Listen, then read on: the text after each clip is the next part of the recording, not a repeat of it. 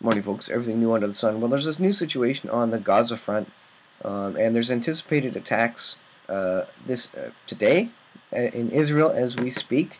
That's what they're expecting. And there's been no strike in Syria that I've been, at least that we've been told of. So when the first strike is going to come there is interesting. The facts we know is that Russia is now controlling the S-300, which causes concern for Israel because now more competent controllers are in place there. More than that, the S-300 and the jamming and the radar systems are in control of Russia's command and control center. So now they have very, very competent people in control of multiple defense systems, and that puts a barrier up for Israel to be able to do sorties and operations against Hezbollah weapon shipments, from Iran, etc. And so we haven't apparently seen it or heard of any strikes there. But the situation in Gaza is continuing. They've already received upgraded missiles, and they've already got those missiles, the Tornado Grad 1s, I think. They've already got those missiles by Iron Dome. Iron Dome didn't even see them.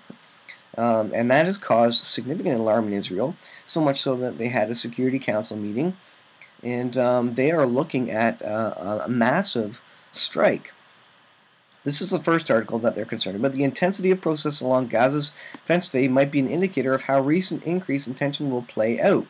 Israel ramped up its forces along the Gaza border on Friday in advance of what it feared would be violent riots. So this, among other things, is forcing them to say, you know what, we can't continue with these violent riots day in, day out. We need to go wipe them out so that we get a time of quiet. They've done this in the past where they've went in and significantly hit Gaza, enough so that it gave them sort of 5 years of quiet before they were able to build up their weapons and leadership and command posts, etc. again.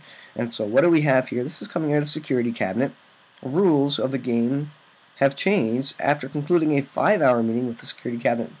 Decided Thursday to change its handling of rampant violence on the Gaza border. So they are ramping up. They are looking like they're going to go to war against Gaza and strike them hard so that they can have a time of peace and quiet again.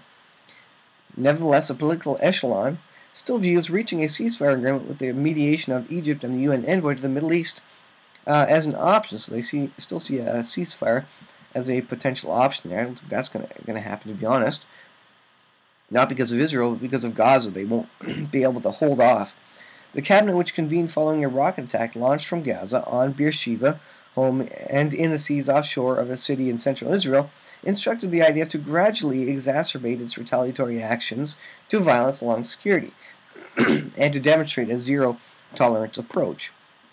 This isn't really working, so they're going to go headlong in and launch a military force.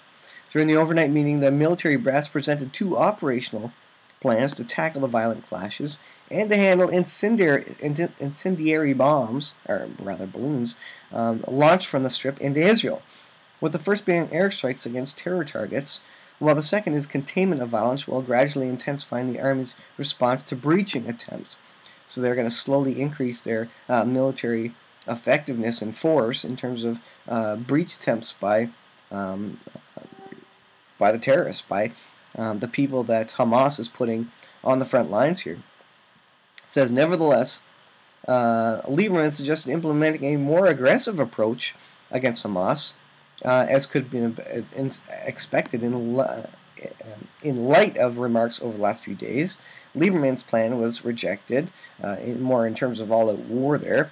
Netanyahu instructed cabinet ministers not to speak to media about their decision. So this is going to be interesting to see what comes out of this. But they are talking about war. That's what other articles are saying. They're talking about a war and basically going headlong into this because what's happened in Operation Protective Edge years ago was that when they went in with significant military force, boots on the ground, fighter jets, sorties, they destroyed enough that it gave them peace for about 5 years. I believe that was the number, 5 years of peace. And so they're thinking about doing this again, kind of knocking it down, so that they can get a couple more years of peace. Because what the tit for tat doesn't really resolve anything. This simply defending their border never stops the violence. The violence is always there. They need to go in and strike hard against the terrorist activities, not against civilians. They're very careful not to go against civilians.